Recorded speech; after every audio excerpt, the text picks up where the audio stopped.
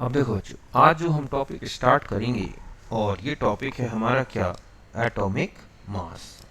Okay, तो देखो बच्चों, इस टॉपिक में जो पॉइंट्स हम डिस्कस करेंगे और ये पॉइंट्स होंगे, हमारा पहला है एटॉमिक मास यूनिट। ओके, या इसी को हम बोलते हैं डाल्टन यूनिट। दूसरा जो पॉइंट हम लेंगे वो होगा हमारा रिलेटिव एटॉमिक मास, या हम इसी को बोल सकते हैं मास नंबर।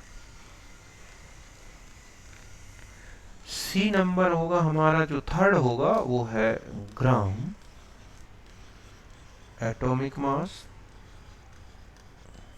और जो फोर्थ पॉइंट होगा वो है हमारा एवरेज एटॉमिक मास। ठीक है, फोर्थ पॉइंट जो हम लेंगे वो है हमारा एवरेज एटॉमिक मास। तो ये पॉइंट हमें डिस्कस करने हैं आज अपने इस टॉपिक पे। ओके, तो एक एक करके स्टार्ट करें। सबसे पहले हम लेंगे एटॉमिक मास यूनिट, AMU। इसी को डाल्टन यूनिट बोलते हैं, इसी को हम क्या बोलते हैं बच्चों, आबोग्राम। इसी को यूनिफाइड यूनिट बोला जाता है। कई बार ये स्मॉल न्यू इस तरह से, या स्मॉल यू या न्यू जिसको बोलते हैं, वो इस तरह लिखा होता है। तो देखो क्या होता है कि जो बहुत ही माइन्यूट पार्टिकल्स हैं, like as atom, ion, electron, proton, neutron, तो ये इतने माइन्यूट हैं कि इनके मास को अगर ग्राम या किलोग्राम में रिप्रेजेंट करें ना, तो 10⁻⁻24 या इससे ऊपर जाती है। तो इतने छोटे मास को, समझ गए ना, एक नंबर में, एक होल नंबर में रिप्रेजेंट करने के लिए इस यूनिट का यूज होता है। ये मास की सबसे छोटी यूनिट है। समझ गए ना, क्या है ये, मास की सबसे छोटी यूनिट है, और बहुत ही माइन्यूट पार्टिकल के, एक पार्टिकल के मास को रिप्रेजेंट करने के लिए यूज की जाती है। अब आता है कि कितने मास को एक एटॉमिक मास यूनिट माना जाए। तो अकॉर्डिंग टू एसआई सिस्टम, ठीक है, यहां बता दूं मैं, AMU is equal to mass of one atom of carbon 12 isotope, ये दिया गया, और इसको डिवाइड कर दिया गया 12 से। Means 1 AMU is equal to mass of, या 1/12 mass of one atom of carbon 12 isotope. समझ गए आप कि जो कार्बन 12 आइसोटोप होता है, उसके एक एटम के मास का 12th पार्ट ले लिया जाए तो वही कहलाएगा 1 AMU। और ये मास होता है 1.9924 10 टू द पावर -23 ग्राम, और अपॉन में 12 रख दें तो ये वैल्यू आती है 1.66 into 10 to the power -24 gram, या 1.66 into 10 to the power -27 kilogram. ये है 1 AMU। समझ गए बच्चों, इतने मास को 1 AMU लिया जाता है। तो इतने छोटे से मास को कितना ले लिया गया है, 1 AMU। ध्यान रखें, 1 AMU इसके इक्वल भी होता है 1/6.023 10 टू द पावर 23। मीन्स यही वैल्यू आएगी 1.66 इंटू 10 टू द पावर -24 ग्राम। समझ गए ना कि आबो जो है, इतना वैल्यू को 1 AMU या आबोग्राम बोलते हैं। इसी को क्या बोला गया है, आबोग्राम, इस तरह से। तो ये था हमारा AMU के बारे में। आप समझे यहां तक ना, कि किसी भी पार्टिकल के मास को एक होल नंबर में लाने के लिए इस यूनिट का यूज किया जाता है। अब हम आ जाते हैं दूसरा पॉइंट। दूसरा पॉइंट था हमारा रिलेटिव,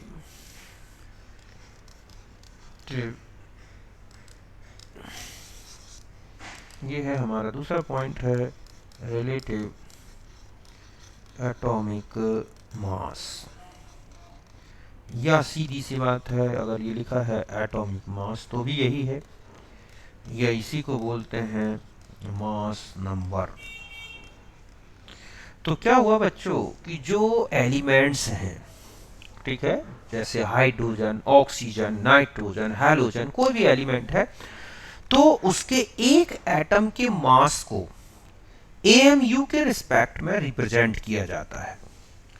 तो वो एक एएमयू से जितने टाइम्स हैवी होता है ना, वही उसका क्या बन जाता है, relative atomic mass. Means atomic mass अगर आपसे पूछा गया है तो एटॉमिक मास ऑफ एलिमेंट, सीधी सी बात है, एलिमेंट एक्सप्रेस्ड बाय, ये ठीक है, एलिमेंट रिप्रेजेंटेड इन AMU पर एटम, तो वही कहलाता है, it is called relative atomic mass. समझ गए बच्चों कि किसी भी एलिमेंट के एक एटम के मास को AMU पर एटम में रिप्रेजेंट किया जाए तो वही बनता है रिलेटिव एटॉमिक मास। ये इंडिकेट करता है कि किसी भी एटम या सॉरी किसी भी एलिमेंट के एक एटम का मास AMU से कितने टाइम्स हैवी है। ओके, तो ये फॉर्मूला बनेगा इसका, एटॉमिक मास, ठीक है, equal to mass of one atom of element. Element के एक एटम के मास को ग्राम में ले लें और डिवाइड कर दें हम इसको किससे, gram atomic mass, sorry sorry sorry इसको हम किससे डिवाइड कर दें, एटॉमिक मास यूनिट, जिसे हम ग्राम में ले लें। समझ गए ना कि अगर हमें किसी का एटॉमिक मास कैलकुलेट करना है तो एलिमेंट के एक एटम के मास को ग्राम में लो और उसे एटॉमिक मास यूनिट ग्राम से डिवाइड कर दो, वो जितनी बार डिवाइड हो जाए वही उसका एटॉमिक मास होगा। एक एग्जांपल से समझते हैं, ठीक है, कि मास ऑफ ऑक्सीजन एटम, ठीक है, ये होता है 2.66 इंटू 10⁻⁻23 ग्राम। तो इसका मतलब है कि एटॉमिक मास अगर हम कैलकुलेट करें, ठीक है, एटॉमिक मास ऑफ ऑक्सीजन तो कितना आएगा बताओ, तो आप क्या लिखेंगे, 2.66 इंटू 10⁻, ठीक है, 23 ग्राम में ये जो है 10⁻⁻23 अपॉन 1.66 इंटू 10⁻⁻24, तो ये हो जाएगा 16 AMU पर एटम, इस तरह से। तो ये है एक जो है मास नंबर या एटॉमिक मास किसी भी एलिमेंट का जो है रिप्रेजेंट करना है, तो इस तरह से एटॉमिक मास यूनिट से डिवाइड कर दो एक एटम के मास को तो मास निकलेगा। और ये देखो 2-3 पॉइंट और बता दूं इसी से रिलेटेड, अगर हमें मास ऑफ वन एटम निकालना है ग्राम में, ये एक्चुअल मास हो जाएगा, actual mass of one atom, ठीक है, तो सीधी सी बात है जो भी उसका मास नंबर है ये है, और उससे किससे मल्टीप्लाई कर दो, AMU से, तो आ जाएगा ग्राम में। किसी भी एलिमेंट का कैलकुलेट कर सकते हैं। सपोज अगर आपको ये निकालना है mass of carbon 12 isotope one atom का, ठीक है, तो आप लिखेंगे 12 इंटू 1.66 इंटू 10⁻⁻24 ग्राम, तो ये आ जाएगा आपके पास 1.9924 into 10⁻⁻23 gram. Mass of an atom निकालना है, एन एटम सीधा है एन इंटू एटॉमिक मास, ये ले लें आप, इंटू AMU कर दे, न्यूमेरिक मतलब ग्राम में वैल्यू AMU वाली, तो एन एटम का निकाल सकते हैं, ठीक है। दूसरा है पॉइंट कि नंबर ऑफ अगर आपको नंबर ऑफ एटम्स कैलकुलेट करना है तो mass of element in AMU, और उसको किससे डिवाइड कर दो आप, ठीक है, एटॉमिक मास से, तो सीधे आपको नंबर ऑफ एटम्स मिल जाएंगे। मतलब अगर किसी एलिमेंट का मास AMU में दे रखा है तो उसे आप सीधा एटॉमिक मास से डिवाइड कर दो तो नंबर ऑफ एटम्स हो जाएंगे। जैसे 120 ग्राम, सॉरी 120, ठीक है, AMU 120, ठीक है, AMU मास दे रखा है, मास ऑफ कैल्शियम। तो आपसे पूछा जाए कि नंबर ऑफ एटम्स कितने होंगे, कि 120 AMU मास ऑफ कैल्शियम दे रखा है और नंबर ऑफ एटम्स कैलकुलेट करना है, तो सीधा सा है, ठीक है, एटम्स ऑफ कैल्शियम तो हो जाएगा 120 अपॉन कितना 40, कितने एटम आ गए 3 एटम्स। तो इस तरह से ये है एटॉमिक मास और एटॉमिक मास यूनिट। यहां तक बात क्लियर होगी बिल्कुल अच्छी तरह से, ठीक है, कि किसी भी एलिमेंट के एक एटम के मास को आप एटॉमिक मास यूनिट से डिवाइड कर दो, जितनी बार डिवाइड हो जाए वही उसका एटॉमिक मास बन जाएगा। इसकी यूनिट आप AMU पर एटम में दे दो। अगर हमें किसी एलिमेंट के एक एटम का एक्चुअल मास निकालना है तो मास नंबर इंटू AMU कर दो, n एटम का निकालना है तो n से और मल्टीप्लाई कर दो। अगर नंबर ऑफ एटम्स निकालने हैं और मास AMU में दे रखा है तो एटॉमिक मास से डिवाइड कर दो, इस तरह से। नेक्स्ट आ जाते हैं, तीसरा हमारे पास है ग्राम एटॉमिक मास, ठीक है, मोलर मास। ये होता क्या है, ठीक है, तो ध्यान से सुने, ये है actual mass of 1 mole atoms of element, कि एलिमेंट के एक मोल एटम्स का एक्चुअल में जो मास होता है ना बच्चों, वही है ग्राम एटॉमिक मास। मतलब है GAM इक्वल टू, ये हो जाएगा 1 मोल मतलब Na, तो हम यहां ऐसे लिख सकते हैं ना कि mass of 1 atom in gram into Na means 6.022 10 to the power 23, तो ग्राम एटॉमिक मास हो जाएगा। जैसे GAM ऑफ ऑक्सीजन, तो हम लिखेंगे 2.66 into 10 to the power -23 gram into 6.023 10 to the power 23। जब आप इसे सॉल्व करोगे तो आ जाएगा 16 ग्राम पर मोल। तो ध्यान से देखो आप कि ये नंबर एटॉमिक मास में भी आया और यही नंबर ग्राम एटॉमिक मास में भी आया।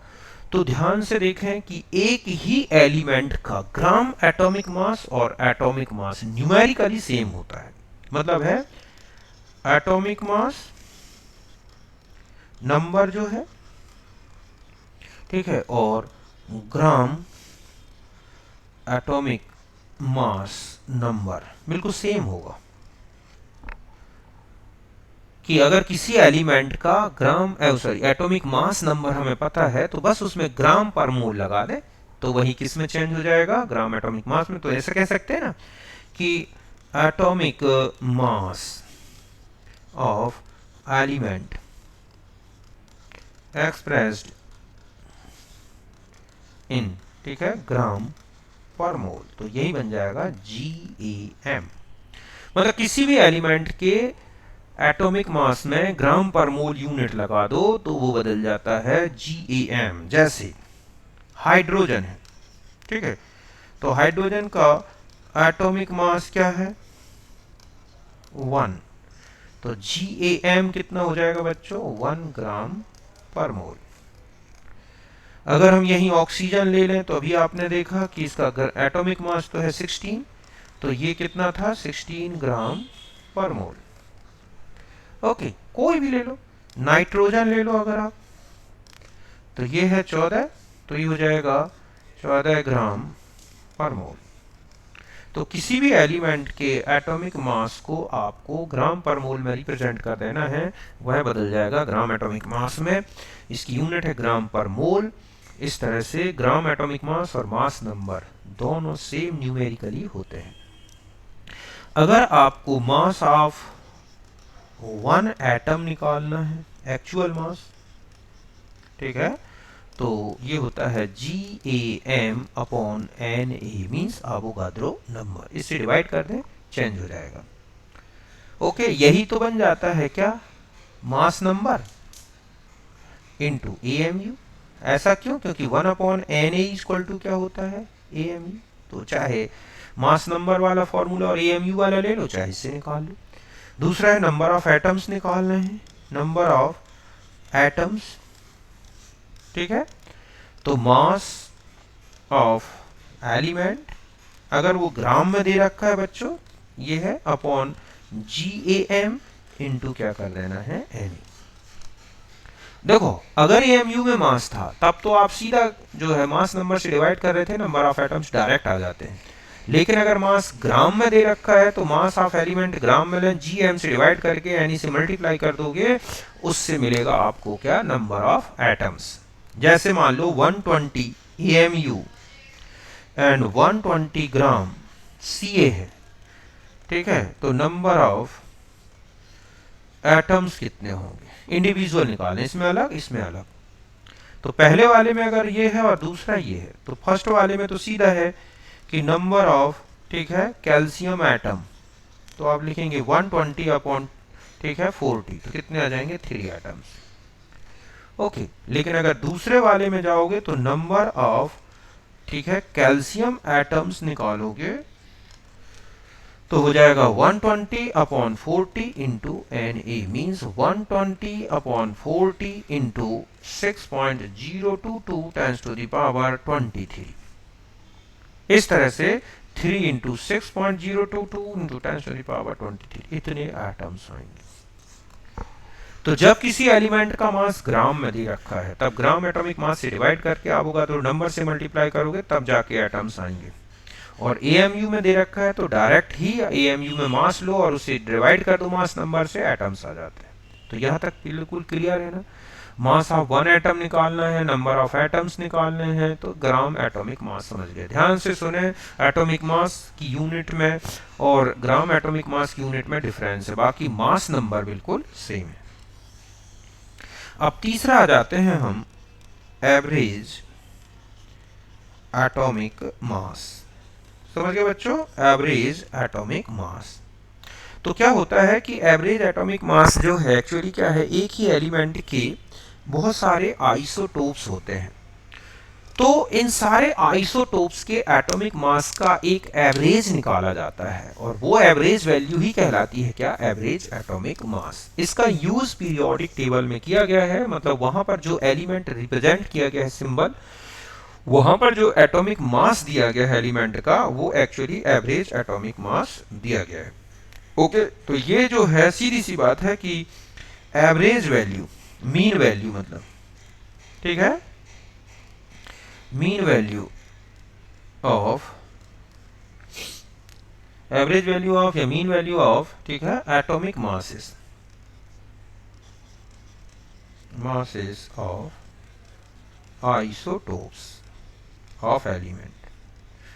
जो एलिमेंट होता है उसके आइसोटोप्स के एटॉमिक मासेस का एक क्या है, ये एवरेज वैल्यू। तो average atomic mass equal to summation, ठीक है, यहां होगा atomic mass of isotope into abundance. अगर वो परसेंटेज में ले रहे हो आप, ठीक है, या फिर फ्रैक्शन में ले रहे हो, वो आप उस पर डिपेंड करेगा क्वेश्चन पे, ठीक है। और अपॉन में क्या कर देना है आपको, समेशन अबंडेंस। अबंडेंस मींस आपको आइसोटोप का रेशियो दे दिया जाएगा कि आइसोटोप्स जो है इस रेशियो में है या इस परसेंटेज अबंडेंस में है, तो वो लेना है।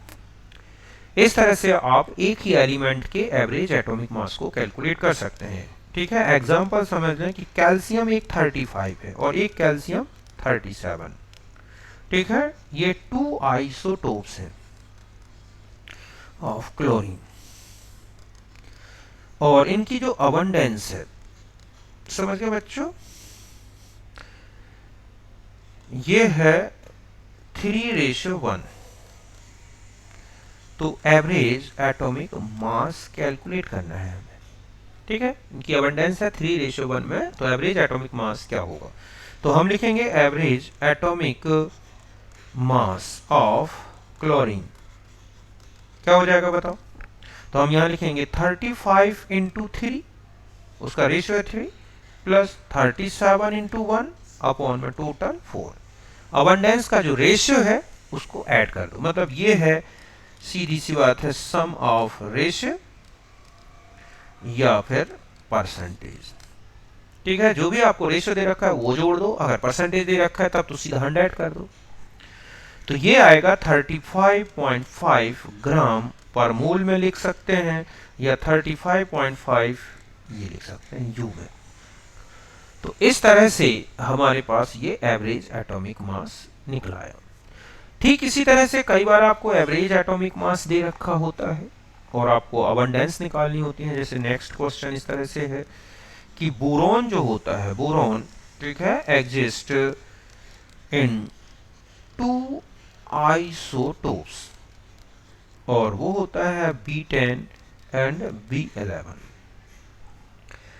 एंड इसमें दे दिया गया आपको कि एवरेज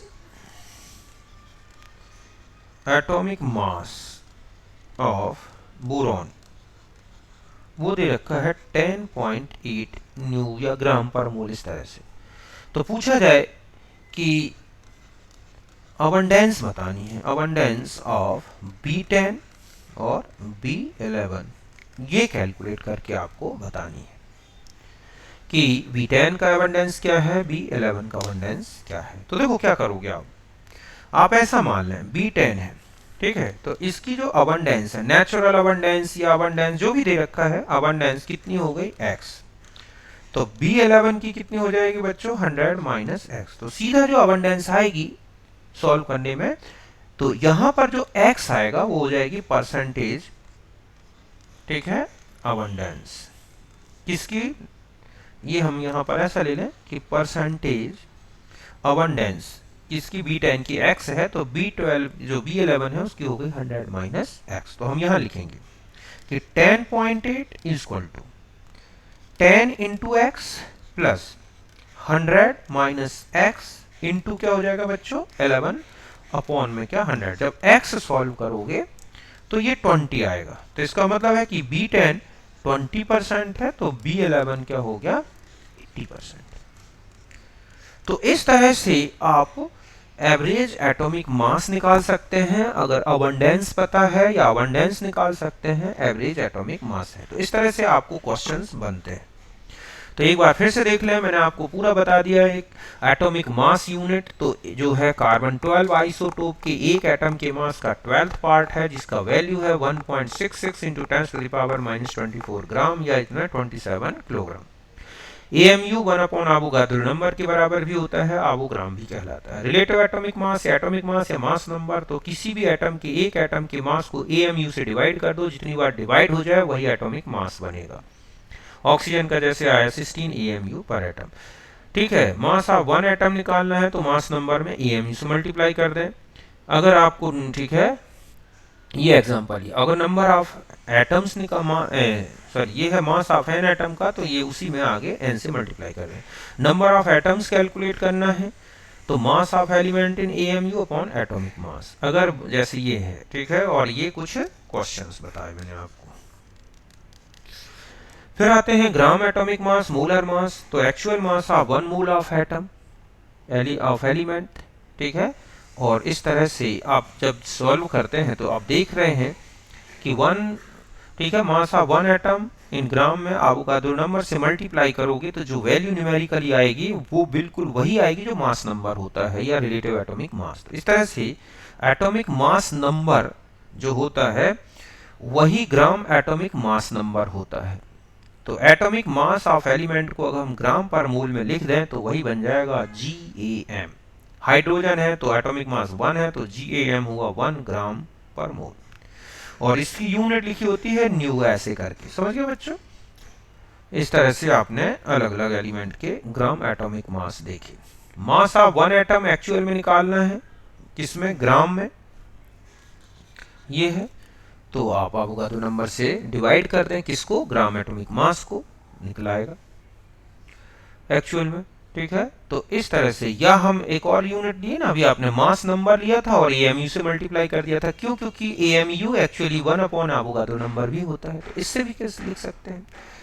ठीक है, नंबर ऑफ एटम्स निकालने हैं, मास ऑफ एलिमेंट ग्राम में लें और अवोगाद्रो नंबर से मल्टीप्लाई कर दें। ये कुछ क्वेश्चंस बता दिए। एवरेज एटॉमिक मास, एक ही एलिमेंट के आइसोटोप्स के एटॉमिक मास का एवरेज निकाला जाता है।